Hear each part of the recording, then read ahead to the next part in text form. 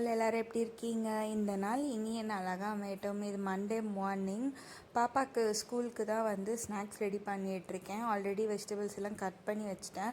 அவங்களுக்கு வந்து சப்பாத்தியில் வந்து வீட் நூடுல்ஸு வெஜிடபிள்ஸ்லாம் போட்டு, so same quantity of vegetables, same quantity of wheat கோதுமை சப்பாத்தி மாதிரி சுட்டு கட் பண்ணி ஒரு கடாயில் வந்து எண்ணெய் விட்டு பூண்டு, பச்சை மிளகா, வெங்காயம் பொடியாக நறுக்கி போட்டு, எல்லோ கேப்சிகம், கேரட்டு, கேபேஜ் இது 3 காய் தான் நான் போட்டிருக்கேன். உங்கள் சாய்ஸ் ஆஃப் வெஜிடபிள்ஸ் போட்டு நல்லா வதக்கி விட்டுடுங்க. சால்ட்டு பெப்பர் போட்டு நல்லா காய் நல்லா வதங்கட்டும், நல்லா வேகட்டும். ரொம்ப வெந்துடக்கூடாது, ஒரு மாதிரி சாகியாகிடும்.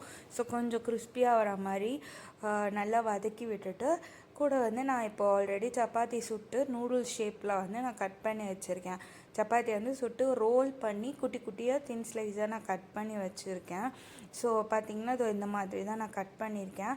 அதை வந்து நான் அந்த வெஜிடபிள்ஸ் போட்டதுலேயே போட்டு நல்லா கலரிட்டு ஒரே ஒரு சாஷேட் கெச்சப், அதாவது ஸ்பூன் வைஸ் பார்த்திங்கன்னா ஒரு டீஸ்பூன் கெச்சப் போட்டு நல்லா கலந்துட்டேன். ஸோ இந்த கலர் வரும்.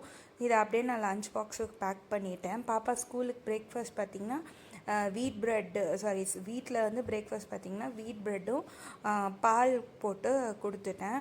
அண்டு இது வந்து நாங்கள் எங்களுக்கு பண்ண பிரேக்ஃபாஸ்ட்டு. ஆல்ரெடி இந்த எக்கு கார்ன்ஃப்ளவர் வச்சு சாஸ் மாதிரி பண்ணி ப்ரெட் டோஸ்ட் பண்ணி வெஜிடபிள்ஸ் வந்து க்ரில் பண்ணி வச்சுருந்தேன்.